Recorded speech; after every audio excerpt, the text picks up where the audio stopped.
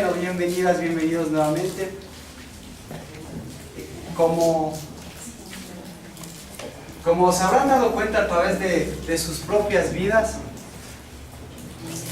el Señor marca los pasos para que tengamos momentos también de refrigerio, momentos en que podamos llenar nuestro combustible, nuestro ánimo, nuestro corazón. Y esos momentos de expresión del dar y del recibir. Uno de los mejores ejemplos es lo que venimos a hacer justamente ahora, que venimos a hacer los domingos. ¿Por qué? Porque no solo nosotros somos de los que decimos, danos, Señor, sino de los que también podemos dar. ¿Y qué pasa con el Señor? A la manera del Señor, cuando nosotros damos, somos más capaces también de recibir, porque el dar es una bendición doble, es una bienaventuranza doble. El dar rompe un montón de cosas en nuestro corazón, pero por sobre todas las cosas abre.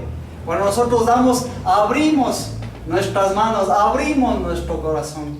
Y como Dios es un Dios bueno, como lo cantamos, un Dios generoso, cuando nosotros abrimos, cuando nosotros damos, podemos también recibir de Él.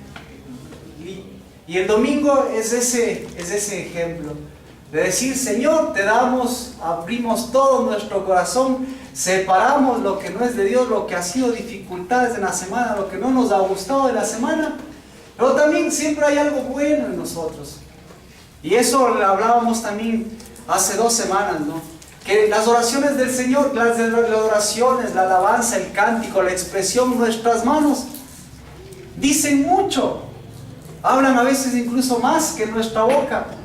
Los actos hablan mucho más a veces que nuestras palabras.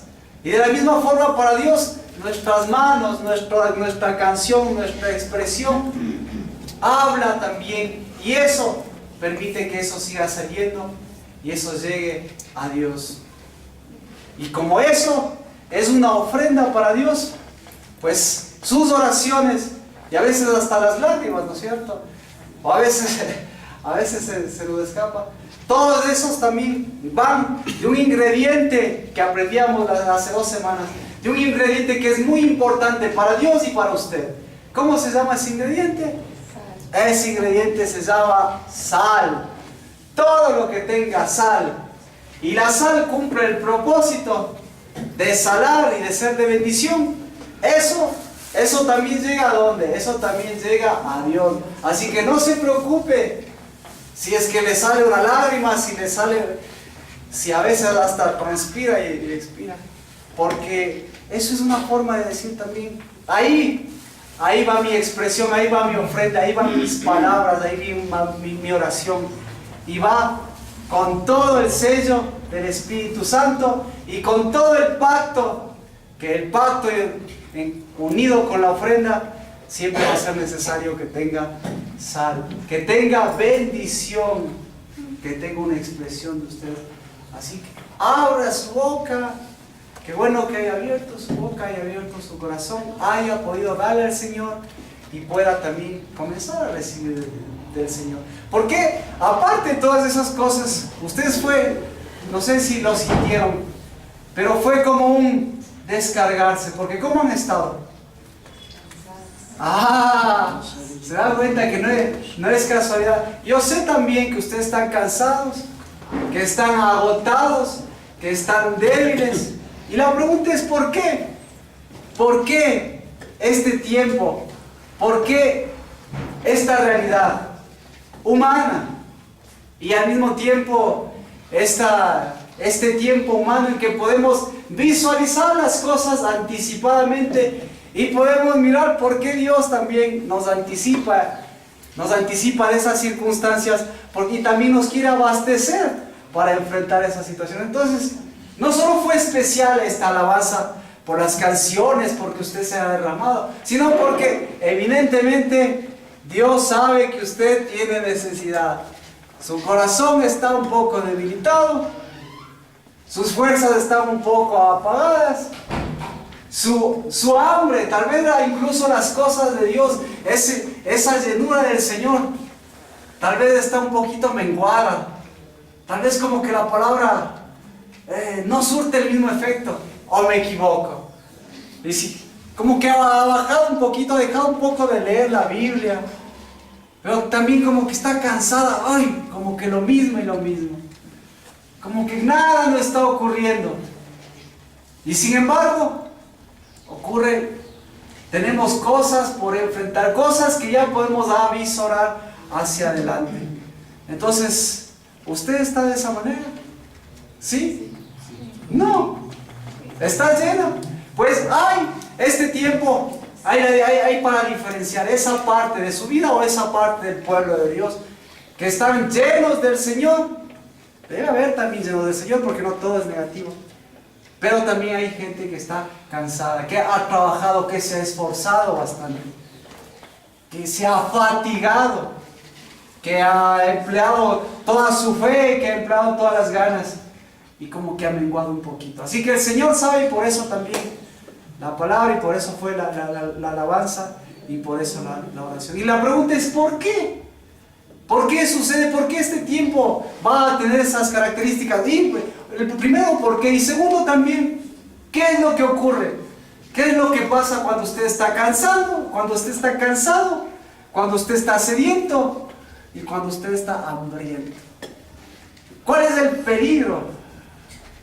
¿Qué es lo que sucede? ¿Qué es lo que ha sucedido en su casa? Vea por ese lado, ¿qué es lo que ha pasado en su casa? Algo, estamos cansados que tampoco queremos, pero yo sé, no me digan, no se preocupe, que las cosas Dios anticipa y va a mostrar, y usted va a ratificar en su vida, y si está en una condición diferente a la que vamos a manifestar, mucho mejor.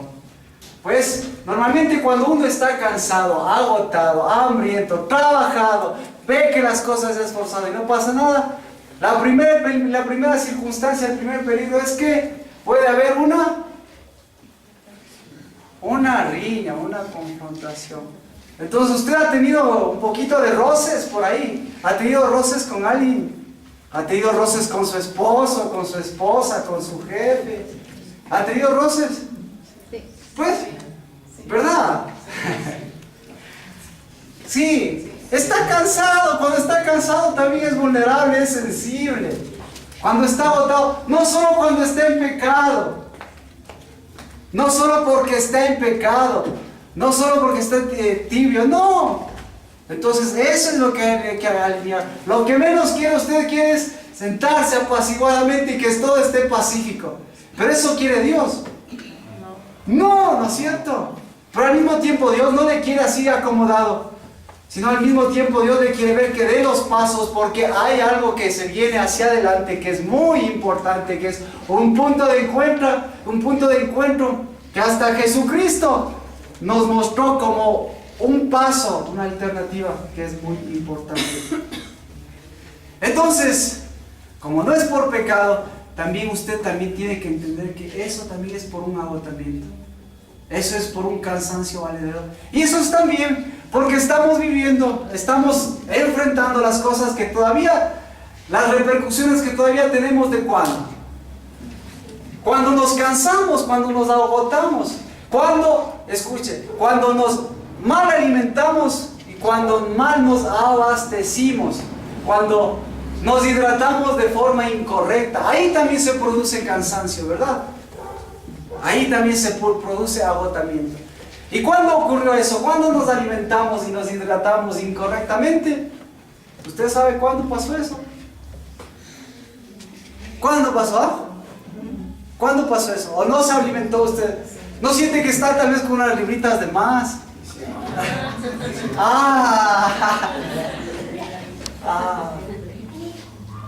Está con unas libritas de más, ¿no es cierto?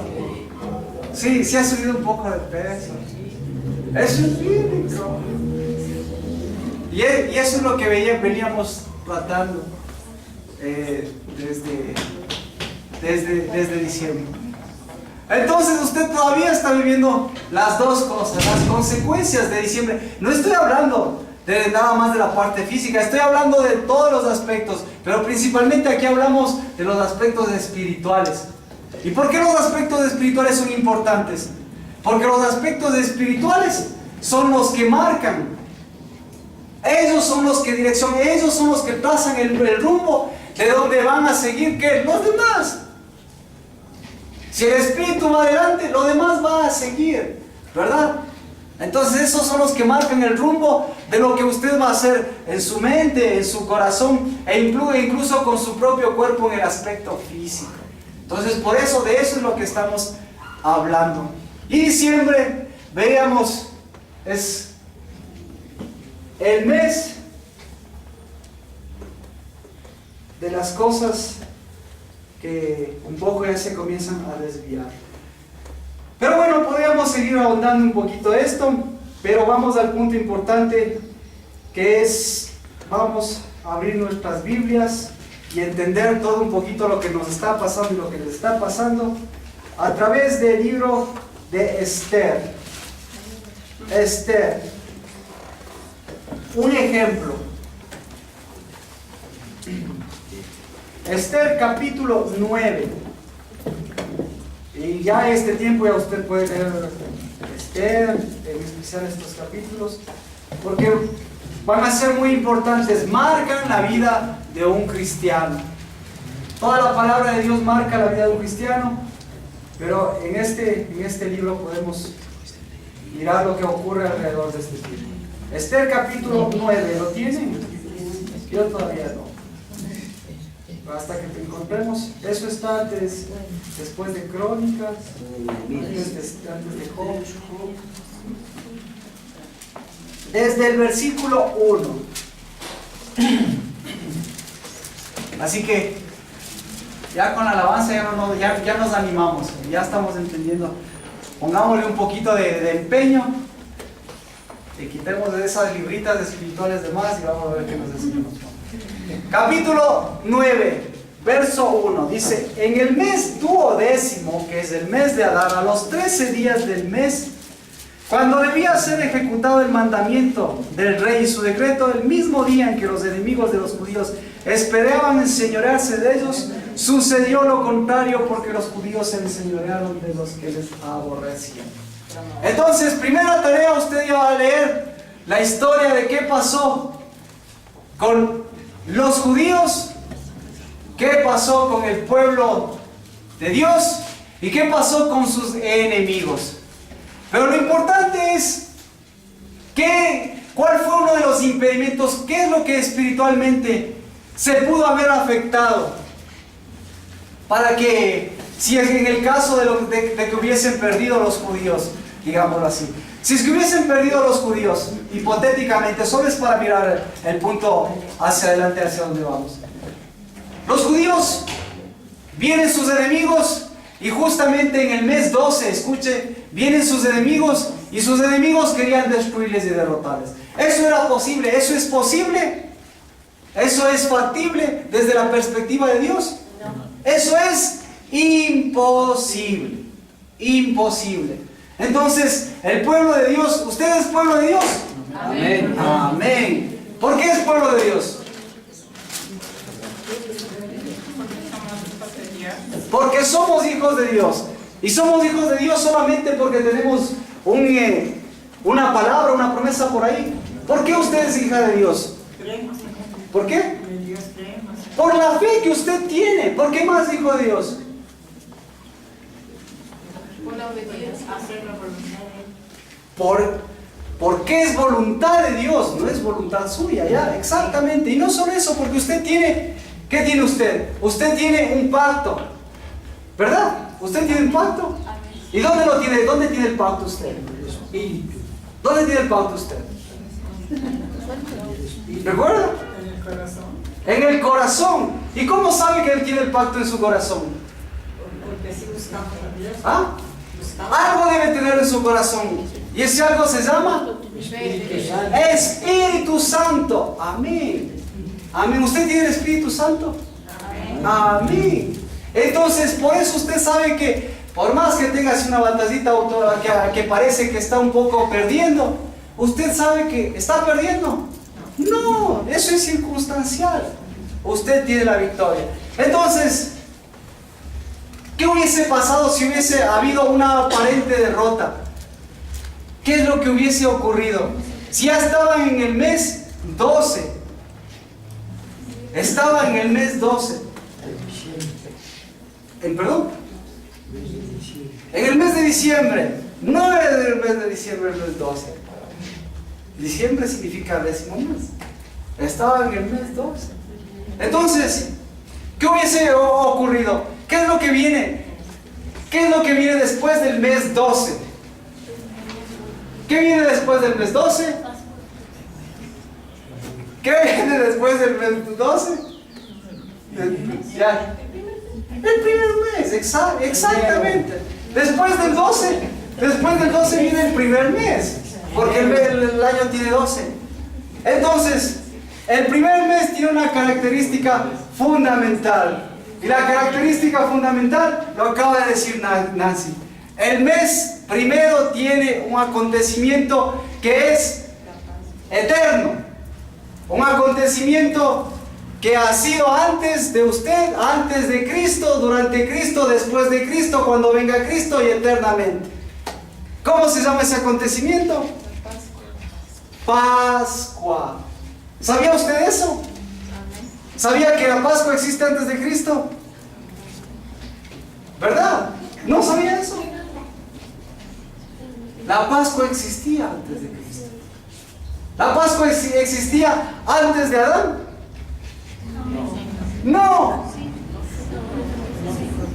¿La Pascua existía antes de Adán? ¿Qué opina usted? ¿Sabe cómo nos damos cuenta que la Pascua existía antes de Adán? Porque dice que la Pascua es eterna. ¿Sabía usted eso? Entonces, ¿en dónde necesita saber eso? Necesita saber en un libro, necesita saber porque me dijo el pastor, necesita saber porque me dice el hermano, porque Nancy lo dijo que venía el primer mes. ¿Dónde usted necesita saber? En la Biblia, exactamente, porque lo dice la palabra de Dios. Y si lo dice la palabra de Dios, ¿en dónde se escribe esta palabra? En el corazón. Entonces, ¿en dónde usted necesita saberlo? Sin darse cuenta, usted en su corazón a veces pasaba Pascuas, pero usted no se daba cuenta. ¿Alguna vez pasó una Pascua? ¿Alguna vez usted en su corazón pasó una Pascua? ¿Sí? ¿Cuándo pasó su primera Pascua en el corazón? ¿Cuándo pasó su primera Pascua en el corazón? Amén. Amén. Entonces, mire, sin darse cuenta, usted atravesó una Pascua en el corazón cuando le conoció a Dios. Esa fue su primera Pascua. Amén. Y entonces, ¿qué pasó con las demás Pascuas? Usted se perdió. Y después con Cristo, con Cristo ya pasó una Pascua, ya son todas las Pascuas. ¿Son todas las Pascuas del día que aceptó a Cristo? Todos hemos pasado nuestra Pascua con Cristo. Ese es el inicio de las demás que vienen. ¿Ha pasado su Pascua con Cristo? ¿Pasó su Pascua con Cristo? ¿Pasó por su Pascua con Cristo? ¿Pasó su Pascua con Cristo, mi hermana? ¿Cómo pasó su Pascua con Cristo? ¿Cómo lo hizo? No, a ver, mi hermana, ¿cómo lo hizo? ¿Cómo pasó su Pascua con Cristo? Dándole gracias, Orando. La Pascua con Cristo se pasa. ¿Cómo se pasa la Pascua con Cristo? Agradeciendo. Todos agradecen a Dios, pero no todos son hijos de Dios. ¿Cómo se pasa su Pascua con Cristo?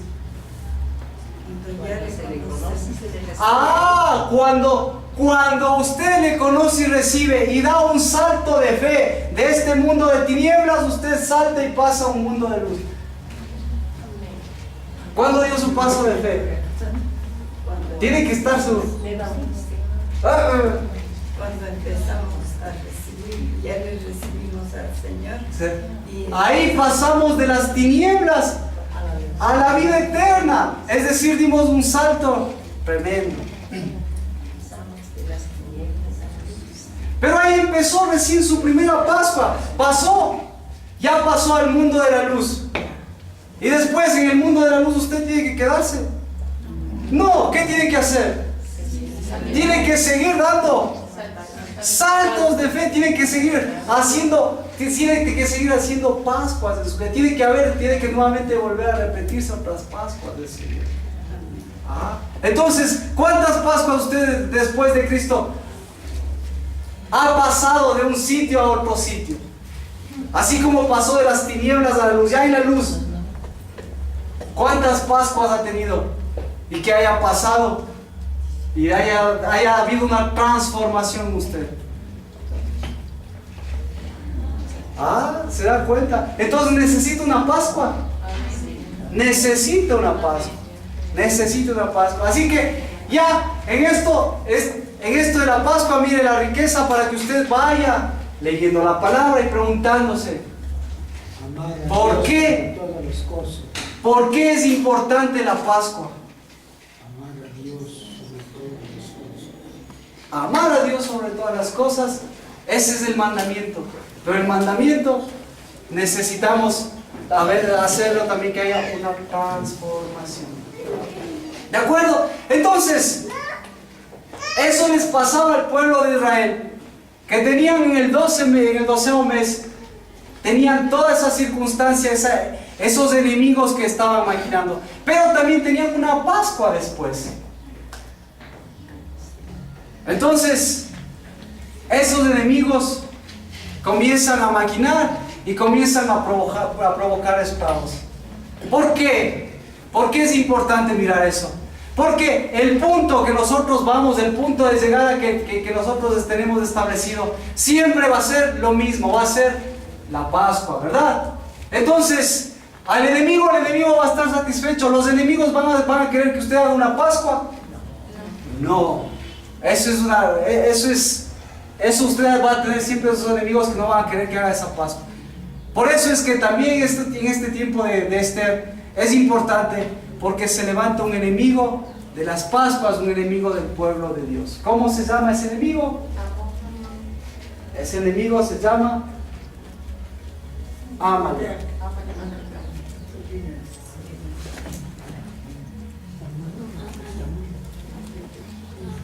Pero ¿qué sucede? Por eso decíamos, estamos en la recta final. Estamos a un paso, estamos a un mes, estamos a una temporada de acercarnos a ese tiempo que es importantísimo, a ese encuentro con Dios. No es una fecha, no es nada más que usted se va a la iglesia, no es que recuerda la muerte de Cristo, es un encuentro con Dios. Es un encuentro con Dios. Y como usted es un encuentro con Dios, ese va a ser un encuentro de corazón, obviamente. Y como decíamos, ese es un encuentro eterno. Por eso es importante que usted entienda, no solo con su mente, no solo porque lo haya vivido, no solo porque de niña pasó un montón de veces por la iglesia, pero pasó porque les llevaron sus papás. Porque haya pasado un montón de veces por las películas, por la televisión, por las cosas. No es solamente por eso, sino porque eso en dónde tiene que entenderse, en el corazón. La Pascua, ¿dónde tiene que vivirse? Dentro de usted. Ahí es donde tiene que haber. Entonces ya vemos que hay enemigos y hay un enemigo eterno. Ese enemigo eterno del pueblo de Dios se llama Amalek. ¿De acuerdo? Pero para llegar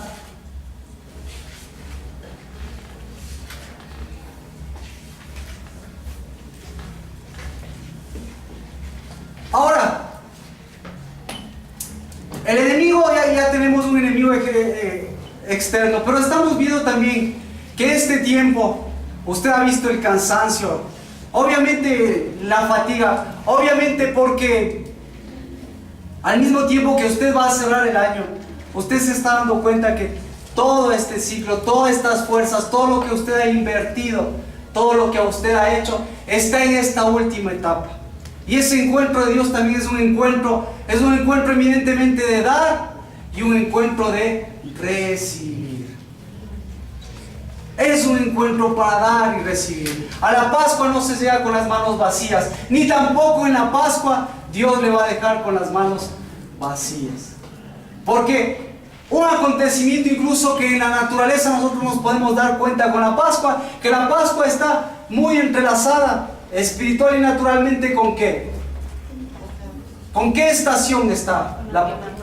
Con la primavera. ¿Se da cuenta? El pacto, la misericordia de Dios, el pacto de Dios no solo lo hizo con usted. El pacto de Dios lo hizo también ¿con qué? Con su creación. ¿Y cómo sabemos que también el pacto lo hizo con su creación? ¿Cómo lo sabemos? Lo sabemos por las estaciones. ¿Y por qué otra cosa más lo sabemos? Que el pacto lo hizo con la naturaleza también, Dios. Lo sabemos por el fruto, por los primeros frutos. ¿Pero usted acaso nunca ha visto un arco iris? Entonces se da cuenta. Dios dijo, este es mi pacto y esto es. Entonces, Pascua, primavera, pacto, arco iris. Todo eso, ¿dónde cree que va a pasar por la Pascua? Una cosa por aquí, la otra cosa por allá. Y los frutos también además. ¿Por dónde cree que va a pasar? Va a pasar por un lado, cada uno haciendo lo que sea. Se tienen que unir. Tienen que unir. Entonces, mire, la naturaleza floreciente por el pacto del Señor. La primavera es la expresión de todo el colorido, de toda la abundancia. Y usted va a llegar a la primavera como si le preguntaríamos en qué etapa, en qué ciclo, usted va a llegar todo lo contrario. Va a llegar como un desierto. ¿Tendría eso sentido? Eso es Pascua. Eso es Pascua. Entonces, ¿qué es después de la primavera? Es un tiempo de reunir fuerzas, es un tiempo de reunir en la casa, como decíamos. Porque es un tiempo en que tiene que florecer todo. Pero para ello también nuestro corazón. ¿Cómo vamos a llegar? ¿Cómo tiene que ser? ¿Cómo va a estar esa primavera de su corazón? ¿Cómo está ahora? Por eso es lo que estamos cansados, miren. Porque estamos reuniendo. Y el Señor no conoce esas circunstancias. Y a ese punto de reunión que va a reunir a todo el universo, también quiere reunir en su vida. Quiere mirar esos cansancios, quiere mirar esos abatimientos. Y quiere mirar y hacerle mirar los enemigos que usted tiene. Los enemigos naturales, pero también lo que usted mismo ha generado, todo lo que usted ha entregado en esto. Y por eso habíamos hablado de algo que es muy importante, de algo que alimenta, de algo que nos renueva, de algo que nos da fuerza, de algo que nos nutre adecuadamente y que sacia nuestra sed adecuadamente. Porque como decíamos, tal vez, y eso un poquito complementando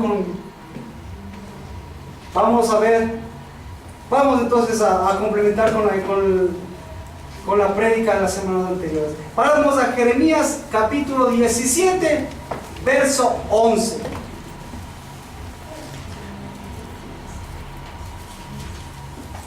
Jeremías 17, verso 11. ¿Alguien lo puede leer, por favor?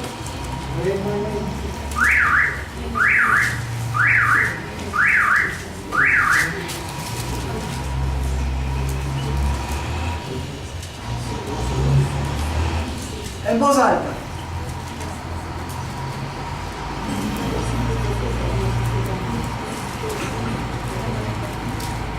Como la perdiz que cubre lo que no puso, es el que injustamente amontona riquezas.